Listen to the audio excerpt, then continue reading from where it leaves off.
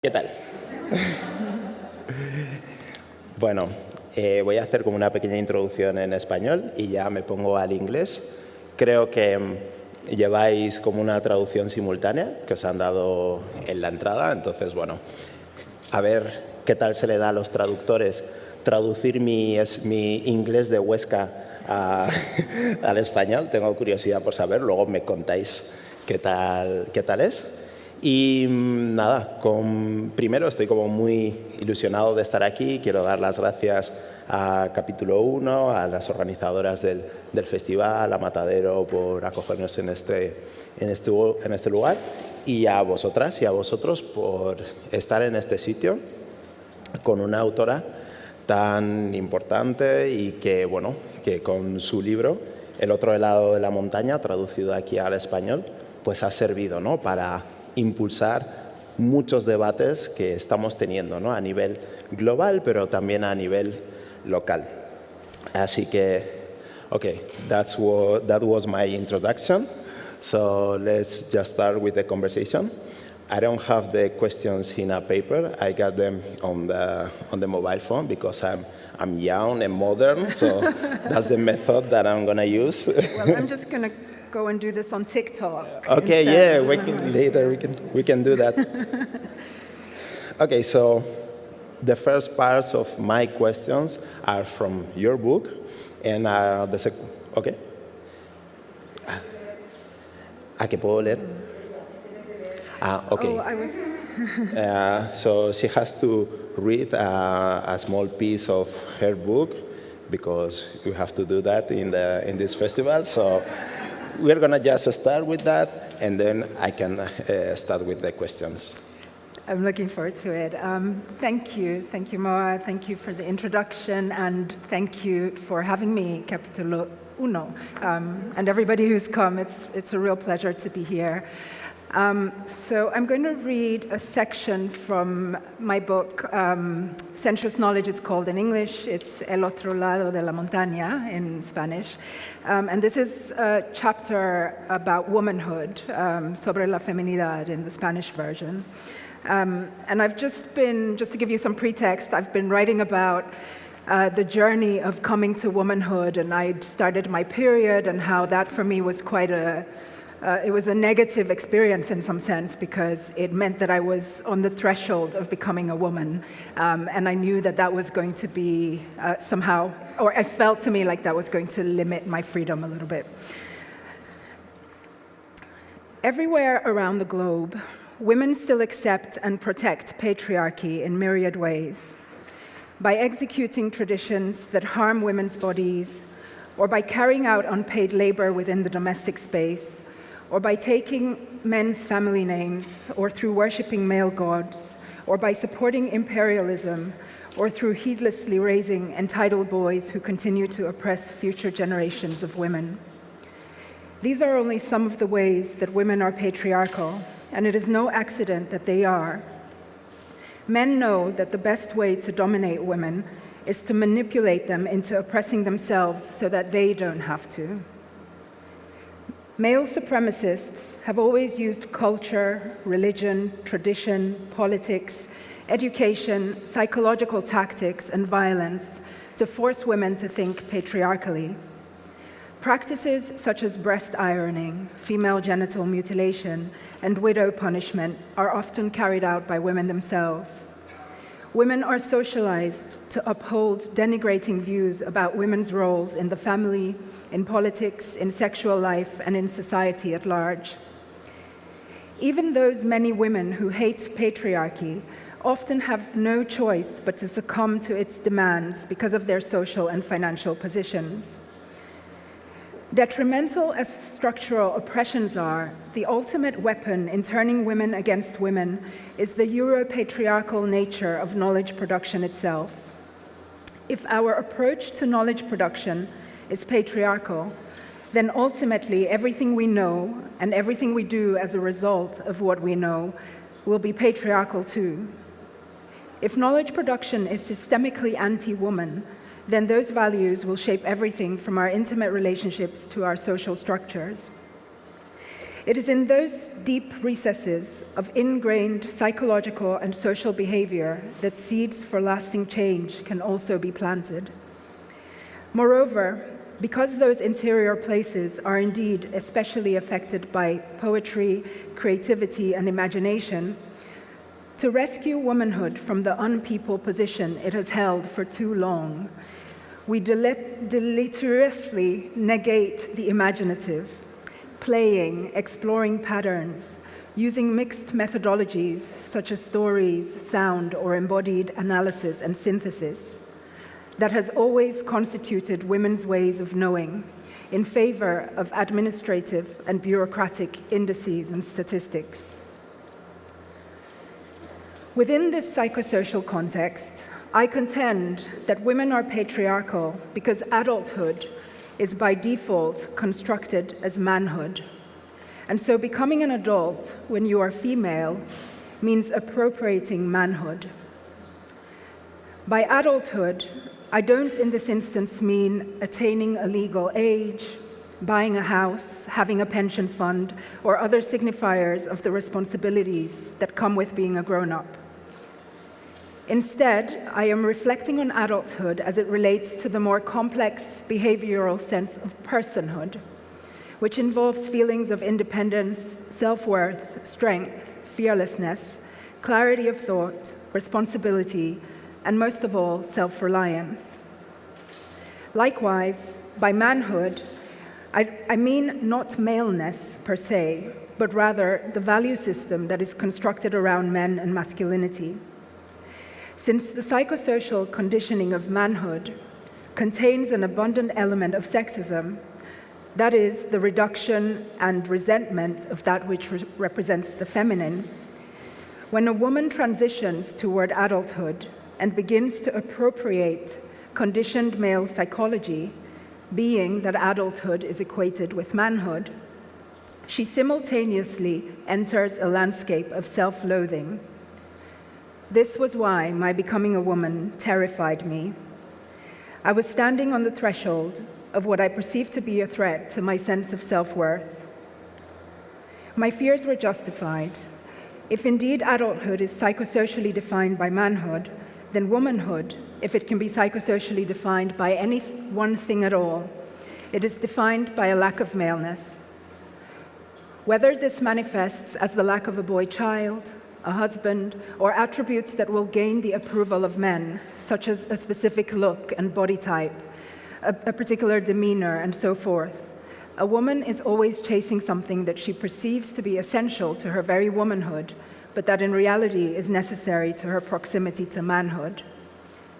This is why, if and when women attain the deep sense of independence and self-reliance that form personhood, which for many women is later in life, say after a divorce, when they find themselves asking for the first time what they really want out of life, their new attitude is invariably associated with manhood.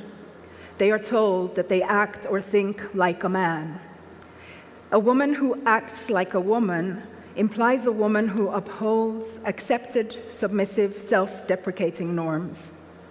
We have to wonder why, when boys are being raised to attain personhood from childhood, we haven't insisted on the same for our daughters. Until little girls can proudly grow into women who act like women when they are being self-assured and autonomous, as much as when they are being compassionate or emotional, then feminist work is incomplete. Thank you.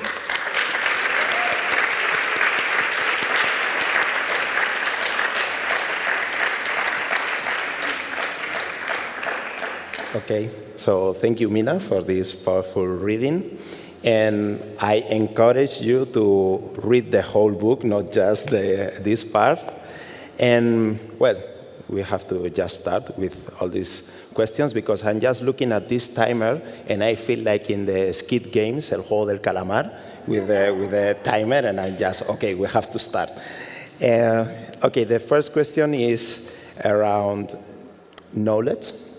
So I think we are living in a moment where we are creating more and more feminist and anti-racist and Afrocentric knowledge around the world and from different perspectives and from different parts of the world. But also in your book, you express the fear that this knowledge continues to follow europatriarcal patterns. So at this point, do you feel optimistic about all this knowledge production? What a great question to start with. Yes. I see where you're going. Thank you. Okay. Yes, I do feel optimistic. And partly actually for the slightly odd reason that we have just come out of, or we're still in the process of coming out of the pandemic. So much has happened in such a short time, and I think that this, huge crisis kind of caused us to want to rethink everything. And so quite suddenly, the mainstream are having conversations that we have been having in Black liberation movements, in feminist movements, in all kinds of social progress movements where we've been saying, particularly in the Black feminist movement, where we've been talking for decades about how different oppressive systems are connected. So how gender oppression, race oppression, and class oppression are connected, but also how a certain type of emphasis on like a kind of robotization of knowledge production and of society is what informs these oppressions, and the simultaneous exploitation of the more than human world, the natural world, and women's bodies, right?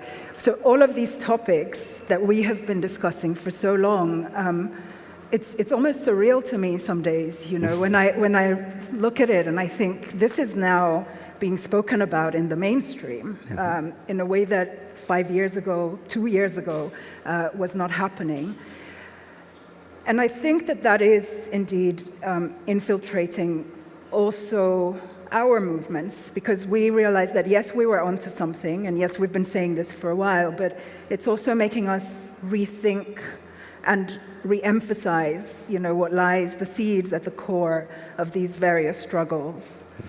Part of why I think your question is so great, because it's kind of the very motivation that I had with writing the book, was having for so many years, like over a decade, I've been very lucky to do a lot of grassroots advocacy around the world at all kinds of platforms, cultural, universities, small feminist groups. And even though people are doing such amazing work, I realized that, it bothered me that why are we still not getting anywhere? I know that our lineages, our ancestors were already doing this work, and we're still fighting the same struggle. Why is that? And for me, it seems that it's because we're using the same kind of approach to knowledge. Even though we're saying that we want to free ourselves, the approach is still being informed by what I call europatriarchal knowledge. And maybe to make that a bit more concrete is the word power, for example. For feminists, for Pan-Africanists, in all of these movements, power is obviously so central to the debate. And yet, I find that there is so little kind of reimagining of what power itself means. And so when we talk about changing power or reclaiming power, if we're still thinking about power in the way that Europatriarchal systems have defined it as synonymous with authority or coercion or violence even, then when we talk about reclaiming power, something quite dangerous can be happening there. So in the chapter in my book about power, I try to reimagine the concept. So that's kind of. And do you feel as a problem that some of this knowledge production come from a place of a disgrace, kind of the last years after the assassination of George Floyd in the US? There was like a huge interest on the anti-racist books, and that, do you think that can be a problem, that all this interest came from that place and not from a place of, as we were talking before, from a place of joy, from a place of optimism, from a place of hope. What do you think about that?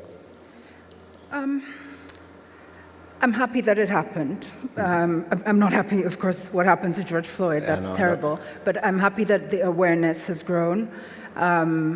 It would have been ideal if it grew from something else and just from a recognition that we're all humans and deserve to be treated equally. But it's good that those conversations are taking place, of course.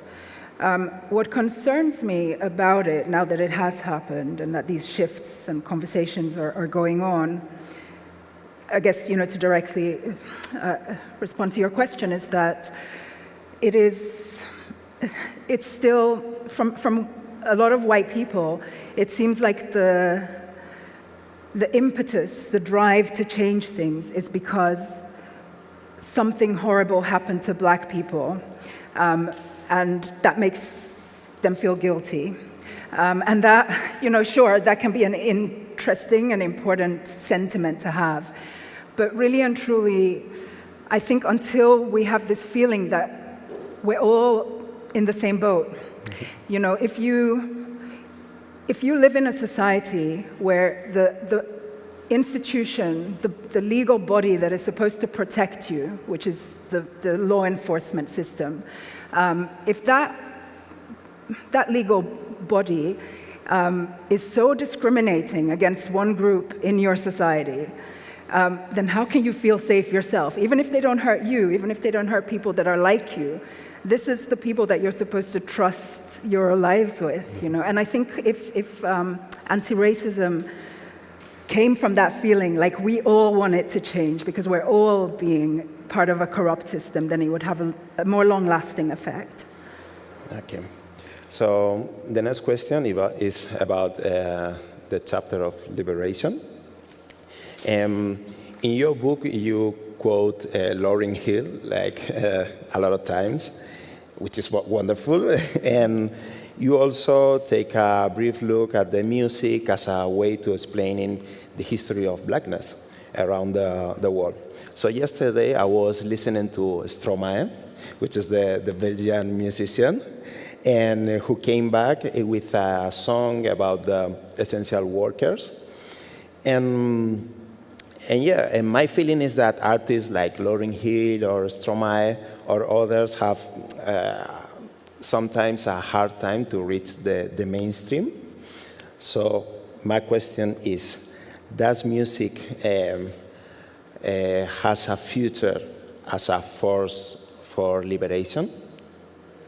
Absolutely, yeah. Also because I don't actually know the other artist that you meant, so that really is... Okay, but I would say that he always uses social messages in his songs, like Lauryn Hill. Okay, fantastic. And does he have a big following? Is he making an impact? He now has a big following, but I think he's kind of an exception, especially thinking about other authors and other artists that don't reach the mainstream in the same level as maybe Lauryn Hill or Stromae. Yeah. So that's so my question is if music still has a future with all this capitalism around us and taking out all these social messages from the artists and the source. So does music still has room for being part of these liberation movements? I really, really hope so. And I think in one sense, things are far worse. The hyper-capitalist machine has taken over a lot of the radical musicians. It promotes a really superficial, quite often dangerous message to young people in particular. But then on the other hand, for instance, when Lauryn Hill released the MTV Unplugged album, which so in my book, I use the album as a text because that's how I see it. It's a treatise. I don't think it's only music, even though there's nothing wrong with something being only music, but it's a philosophical text about resistance. And in 2000 or 2001, when it came out, I mean, she was so vilified to the point that she just, she kind of disappeared for years. She was called crazy. It was just terrible, and I remember finding it really sad at the time. I now imagine if that had happened today, and with all the social media, I wonder if that would have actually happened, because there's a way to bypass the gatekeepers today. And even if it would be a smaller group of people, I would certainly be on social media, going, what the F, like this is... Tweeting all her songs. Yeah, so I have hope in that sense. But because I do think that for, maybe for Black people in particular, but for all marginalized groups and also the feminist movement, but for Black people especially, music, it's so ingrained into our cultural legacies that music is a form of education. And if you look back at African history, the griots, the musicians have always passed knowledge through this form, right? And so many of us, already as teenagers, the way that we come to learn that the educational system is not always working in our favor, to put it mildly, is through artists, through music. And I don't think that you can fully placate certain genres. You can, the industry can try really hard with hip hop, with reggae, with Afrobeat, but you can't fully take away that radical spirit that those genres have, I think.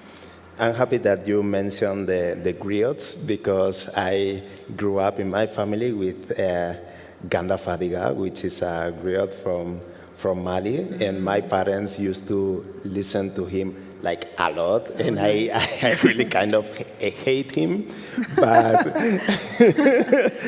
but now I see how he wasn't just doing music, he was telling the stories and making that we know the stories of the elder people and the stories of some communities. So now I feel the importance of his messages. But when I was 8 years old, I was oh, put some Operación Triunfo or other thing. Okay, so that's question. I see maybe the questions are a little bit hard, but it's okay. I'm going with a quote from your book. This is a quote from Bell Hooks. She says that a theory can be shared in everyday conversation. A theory that cannot be shared in everyday conversation can be used to educate the public opinion. So, do you think that we run the risk of turning these social justice movements into just an intellectual movement without much action,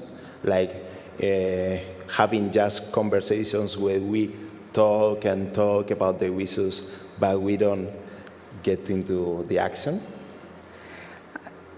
I think that the risk is actually that we separate between intellectualism and action. Mm-hmm. And so the more we do that, the more we think that when we're being intellectual, we have to come up with really big words and we have to be very complex and, it has to be more difficult than it necessarily is. I think true intellectualism is actually, or put it this way, it's far more difficult to explain complicated things in a simple way than it is to complicate things that are simple, which is what happens a lot when we separate intellectualism from action. If we think of intellectualism as action, then the imperative is to make it clear, because the whole point is that this is something that I've spent a lot of time thinking through. I've done a lot of research, and I want people to act upon it. So it's in my interest to clarify. So I think I had something on my mind that I've just lost my train of thought. Yeah, maybe about the action, if that can turn into action, or you were saying that we cannot separate that intellectual... And your question, the direct question was? Yeah, my question was if all this, if we have the risk that in our social justice movements, we just stay in this part of intellectual movement and just talking about the issues and not getting into action to tackle all the struggles that we face. Right, so what I wanted to add to that in terms of like distinguishing between the two is that what is happening all the time there is that we have activists on one side, we have the writers and thinkers on the other, but not only that, these groups are also separated into like the young and the old, the women and the men, and we really,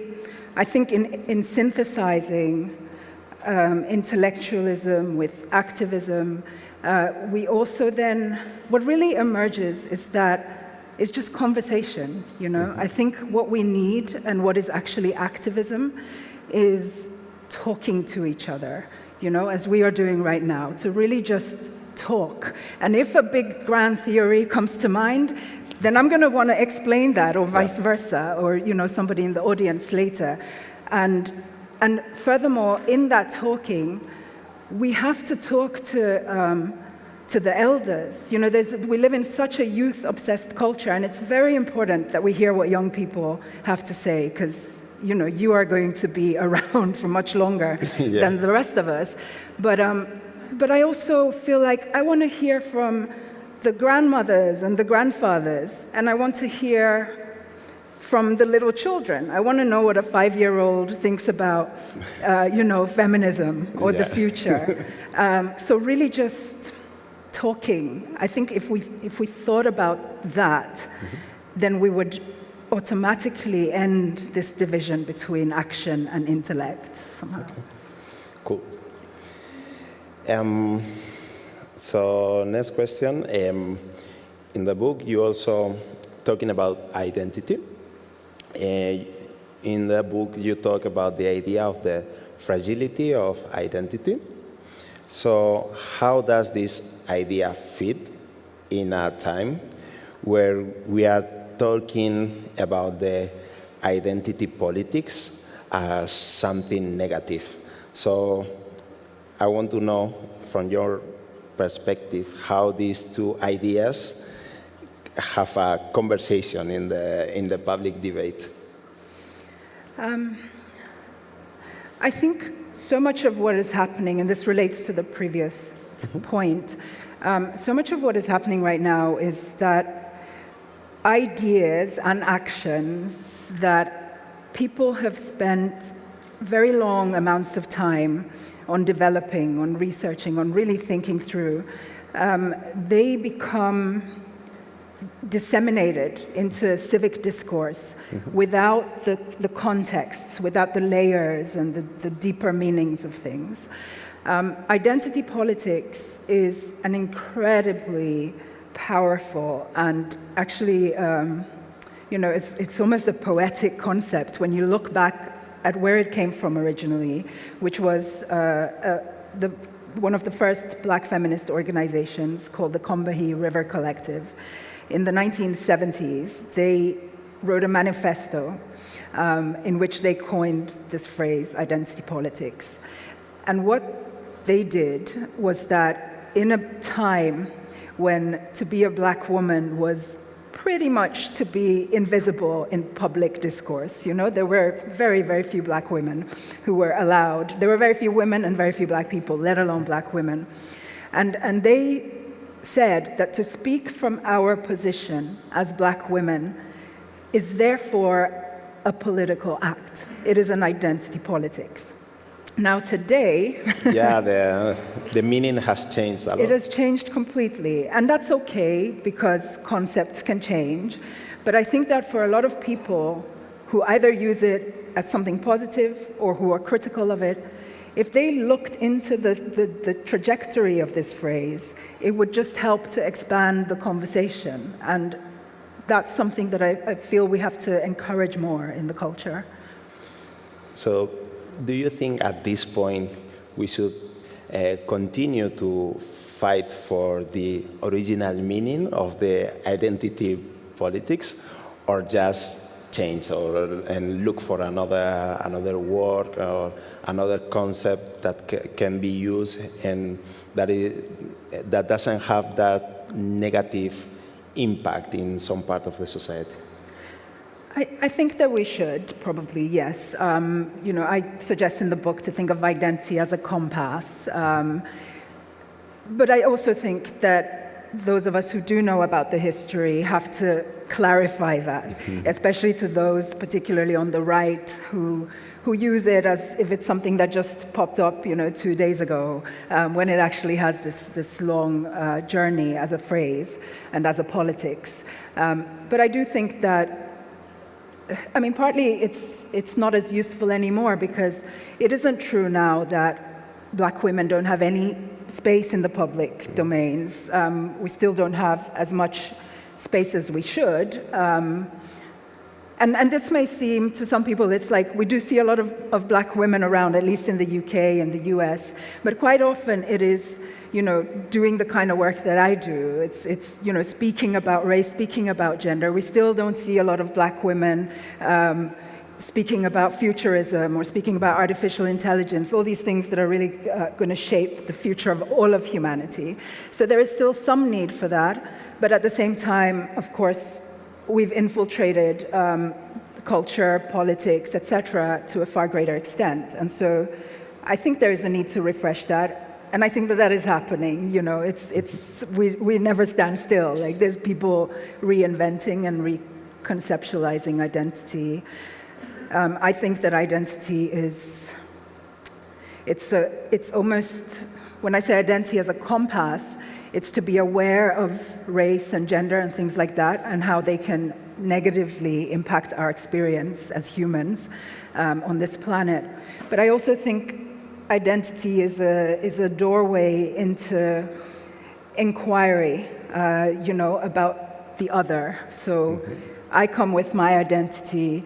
I know you have a different one, and I'm curious about you. I want to know, what is your identity? What is it like to be you in this planet, And without identity, we couldn't really do that. So identity is actually also this doorway to inquiry in a very exciting way somehow. Yes. Okay. We still have time. Like the skid games they don't stop.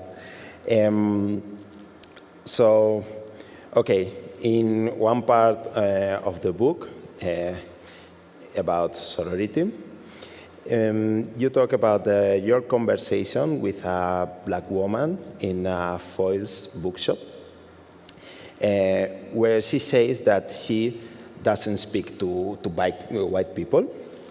And that reminds me to the words of Esther Mayoko, who I think is here.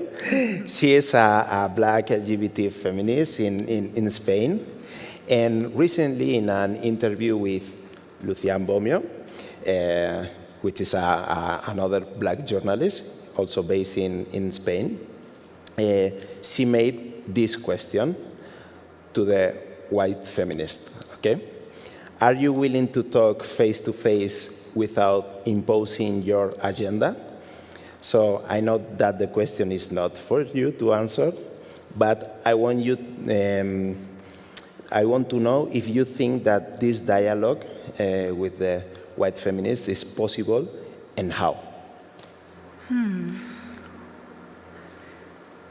I definitely think it's possible. I think that we have to be quite careful in, it's a little bit like with identity politics. The phrase. I'm very precious about language and words whenever I can, because no doubt I often use it recklessly, but I try to be mindful, and one of the areas, obviously, that I care deeply about is feminism. And I think that when we say things like, can we have a dialogue with white feminists, we're being reckless with the language a bit, because white feminists are not a monolith. There are radical white feminists, liberal, Marxists, right, conservative, all kinds of white. And I don't think we can approach the topic until we make those distinctions. There's at the moment, there's a lot of criticism against this monolith white feminism. And I actually think that somehow does a service to the thing that feminists of color are trying to critique. I think it's more useful to say that there are racist feminists. And I'm not interested in having a dialogue with racist feminists. Like, that's I don't have that kind of energy. But it's almost like we're afraid to just say that. There are feminists who are racist, and they are definitely not going to be part of helping women collectively. But there are white feminists who are absolutely willing, I think, to have radical conversations about race, about class. In the book, I make a distinction inspired by Audre Lorde. She has an essay where she talks about, I think it's titled, "Your Silence Will Not Protect You," which she addresses to white feminists. And so I extrapolate from that to say that there are feminists who are, I can't remember the exact phrase I used, but who are sort of maintaining silence, solidifying silence, and then there are feminists who are breaking silence. And I'm in the camp with the feminists who are breaking silence wherever they come from. If that's what you want to do as a feminist, then let's do it together. And the more of us doing that, the stronger we are, Perfect. Okay, so in the chapter on femininity, you talk about the figure of Winnie Madikizela Mandela and how she was socially portrayed in a way that was far from the truth, only identified as Nelson Mandela's wife. And so this question is kind of more personal. So how do you feel you are being portrayed socially, like in the society, after the release of your book, with all the talks you give? So can you escape from those narratives? I miss Winnie Mandela so much. She was an amazing figure. And I think, I say this very humbly, but I'll draw from her example to respond to how I feel I'm being perceived. I think she stood her ground. That's the lesson that she leaves, is that she really, she was her own woman, and she didn't put her energy into resisting her narrative. She just did what she had to do, And of course she was a very complex figure, and she did things that may be morally questionable. But that's what I'm inspired to do, and that's what I'm doing. That's what I've always done. I refuse to comply. I refuse to be put in a box. I have this one life. I've dedicated my life to Black feminism, and that's what I'm going to do. And of course, there are going to be people who say, "Oh, she does it the wrong way," or "She says this." I very often get asked, less and less, but I would very often get asked, "Oh, what is it like to write about fashion?" And there's nothing wrong with fashion, I love fashion, but it was usually men who asked me this question. "Oh, you write about fashion." And it's a way of trying to diminish you and say that, "Oh, you're not talking about critical ideas," and stuff like that. So, but yeah, instead of focusing my energy on writing a response to that, for example, I'd rather put it into just doing what I feel is important. Nice. And the second question around this, in your book, when you talk about reconfiguring this femininity, so if you can explain how do you do that? How can we do that? How we can configure... reshape this femininity. Yeah, there's so many things that need to happen. One that is really important is, of course, in how we raise our children, both girls and boys. I think when it comes to patriarchy, there are three things that a woman can do. She can accept it, she can agree with it, and she can oppose it. And what we should do is oppose it. What I certainly do is oppose it. And I think in that kind of opposition to patriarchy, an automatic reshaping happens. Because you start to, we think of feminism as something that is so much about doing, but in many ways it's a process of learning, it's a way of being in the world.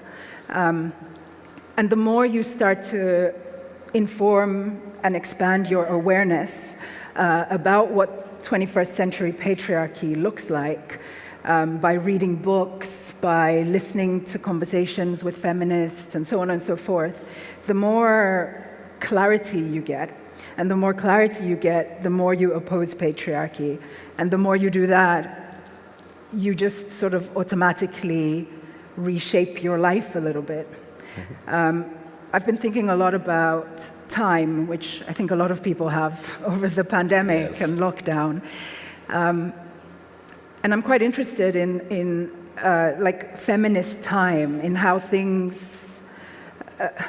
So with time, you have there's kind of three major tenses. So time is, we typically think of it as chronological. That's the conventional way. Time can also be anachronistic, so moving backwards.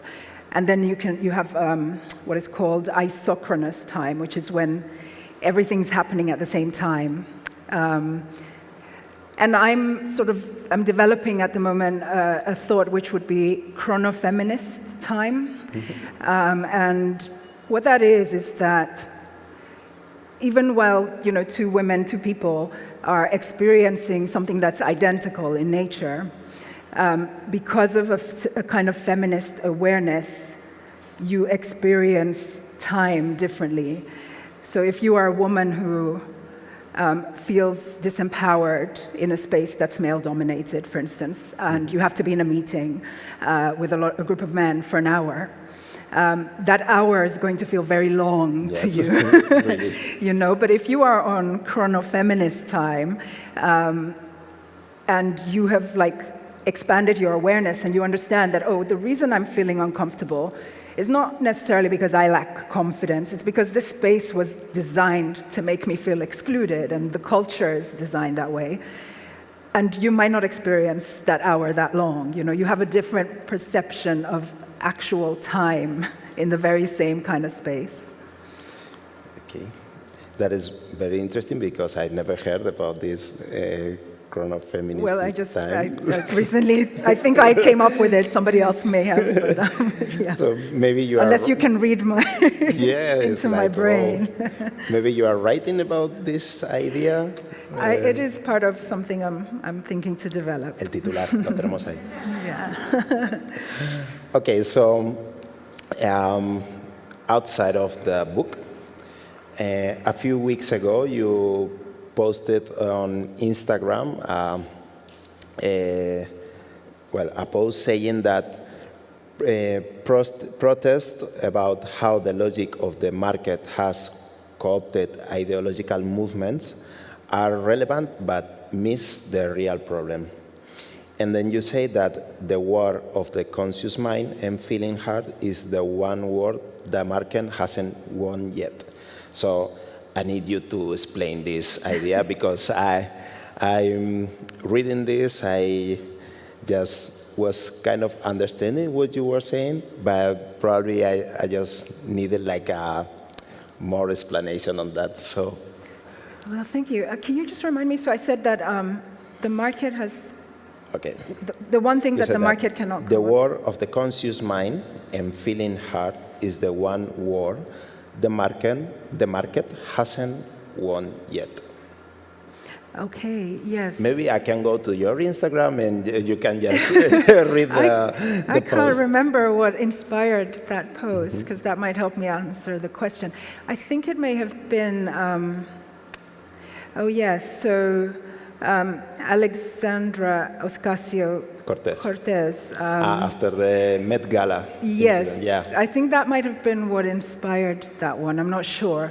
But yes, I felt it's complicated, and I mean, I think this U.S. politician on the left, many people I'm sure know about her here, she wore a dress to the Met Gala. What did it say again? Eat the rich. Tax the rich. Tax the rich, okay.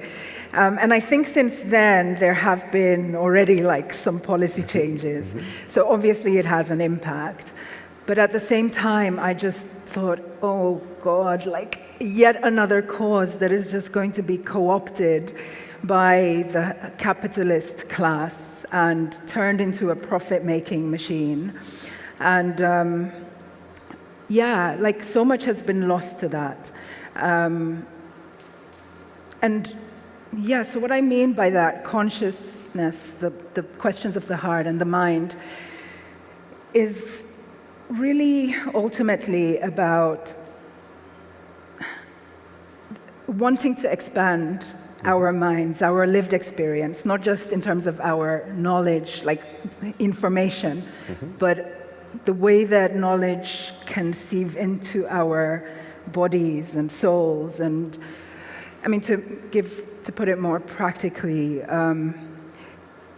it is crazy when you think about how we conduct our most intimate personal relationships with each other on platforms that have a very clear capital interest. And we do that mindlessly. And so what I'm kind of saying in that post is, of course we're still going to use whatever we use, Facebook, Twitter, Instagram, but if we just constantly also strive to not allow our hearts and minds to be bought by the capitalists, then I think it's a subtle change, but maybe it changes how we approach these questions. And I think, you know, Alexandria, all the love and respect to her, of course, but I feel like that was a moment where she lost that a little bit. Yeah. Okay, another headline for the media. And last question, before the questions from the audience. So if you have any question, think about it. A brief question, like we don't want like an essay in here, so just direct questions. So the last one. I think we would like to hear a couple of recommendations from you. So one, if you can tell us an initiative that you know or that you are part of that you like and you want to recommend, and a book that we should read, like mandatory. I absolutely know which book I'm going to recommend, but initiative. Anyway, I'll let that come to me. Maybe you can just start by the book. I'll start with the book. So I recently read this book by an author called Marie Ndiaye. Marie Ndiaye. Ndiaye. She lives in France. I'm not sure where she comes from. I know she's from an African country originally. It seems like Senegal. Like think Ndiaye is a Senegal. Right. Surname. Yes, but you know how these are all inventions at the end of the day. But yeah, it's called Self-Portrait in Green. And it blew my mind. It is amazing. She was asked to write a memoir, and she ends up writing this. It's a kind of a novella, but it's a memoir at the same time. And it's about this character who sees women in green all the time. Like either they're wearing green or they are holding a green object, or there's something with green constantly going on. And it's very hard to describe this book, but basically the way I would put it is that it is written with a West African with the West African spirit, a kind of worldview. I grew up in Lagos in Nigeria, and there's a specific type of blurring the lines between fiction and non-fiction, between poetry and philosophy that we do, right? And she's managed to write this book in that way without it becoming confusing. It's almost like you read it with your unconscious, but it makes complete sense. You know, like a dream is in the unconscious, but it doesn't always make sense. Yeah, but this okay. book, I could talk about it for so long. It's read it. It's so good. It's also actually a little bit scary. Like, Okay, it I don't has know. a lot of ingredients, this book. Yeah, like it reminded me of hearing ghost stories as a child and being afraid. I almost was scared to turn the page. Like, what am I going to find? But it's really feminist. It's amazing. And an initiative. I'm just going to say, the feminist movement, the global feminist movement. It's bigger and bigger with every day, but it's still very small. I mean, the amount of women who actively, and men who actively call themselves feminists, who engage with the feminist movement, is tiny. We still don't see celebrities, sports icons, politicians who are engaging with it. And so, join the global feminist movement. Thank you. So now is the time for the questions. So if you have any questions, there is a mic in here. So we have a little bit more than 5 minutes. Okay. Thanks. So one question is about, you were talking before about how George Floyd became kind of like the opening shot of forcing the conversation about racism and law enforcement, particularly in terms of police brutality. And it seems that it's often the US that's kind of leading the way in forcing those conversations. And I'm curious whether you think there is something that in Europe is being forcing those conversations. Like, how is Europe leading the way, whether it's on racism or feminism, that you think that Europe is actually leading the way? I found it really difficult to hear the question. Did you? Yeah. I think, would she be able to ask without the mask? Más alto que se te oiga. I'm sorry. I speak really fast. Sorry. So I was mentioning how, as we were starting the conversation, that the death of George Floyd really forced the debate on police brutality and racism. And even though it was in the United States, there was a global awareness. And I was wondering if there's something that you think Europe is leading the way in terms of racism or feminism, where it's Europe who's actually forcing that debate or forcing that conversation. Does that make sense? Yeah, thanks for repeating that. I don't really think in those terms, like Europe is too abstract. I think that there are Europeans who are doing amazing things, leading the way. I think that Europe is in a unique position vis-a-vis America, for example, in that it's all these different countries. And I think that there's a growing desire for Black communities across Europe, for example, to do events, to collaborate. That's something that's really exciting and could influence similar collaborations in South America, maybe even in Africa, where we're still so limited because of the legacies of colonialism from interacting. But I don't think Europe.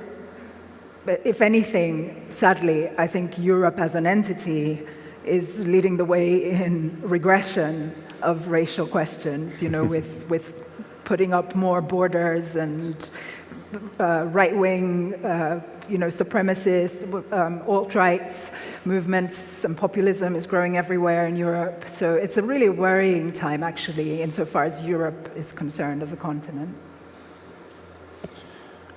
Another question? Esther Mayoko.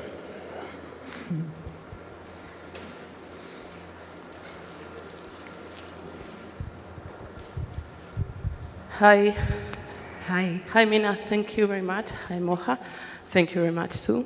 My English is really bad, but I hope you can understand me. So I want to say a lot of things, but in the line, the last question, do you think there is a possibility for have a voice like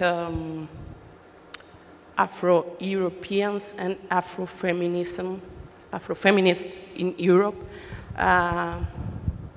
who could drink from the knowledge of our mothers and ancestors and so on, but at the same time a different voice, because we are here. We born or grow up here, and this is very different from the continent, you know. So maybe we could improve something else for these specific Spanish or Afro-Spanish or Afro-European feminist movement in this way of killjoy, you know, like Hama Taido said. Thank you very much. Thank you. Thank you very and much. Of course, different too from US black feminism, because this is a strong and long history, and it's not the same way here, you know. So thank you. Yeah, thank you. What a great question. You know, it's so hard because we lack support. We lack support structures, and we've been doing these things by ourselves for so long, and it can be really tiring. I think there's sometimes like a collective fatigue because, you know, African descendant feminists, there's so much to do for you here in Spain, for us in London, for those in Germany and Sweden, etc.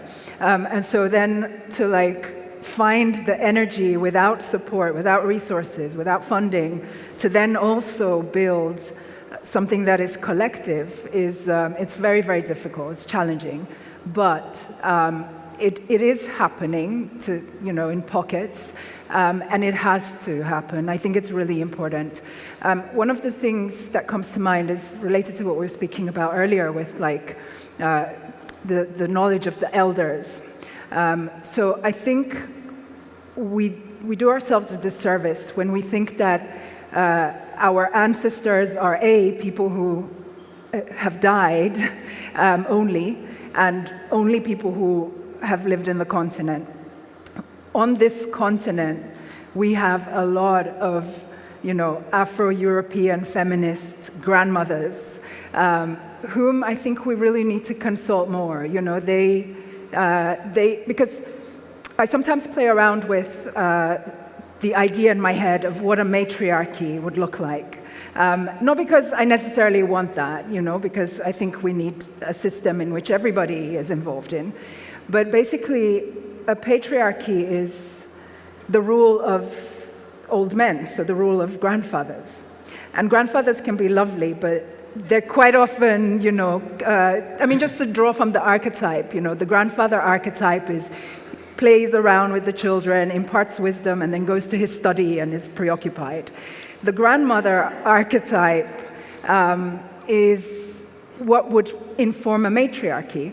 And that archetype is loving, yeah, compassionate, but also very frank, very wise, very, very willing to say, this is what you need to do. And I think we need to invite that into these questions more. So maybe just as a little bit of inspiration, like let's ask the grandmothers, the black grandmothers in Europe, what do they think we should do? How do we connect? Okay, so we ran out of time. We definitely needed much more time to talk about all these topics.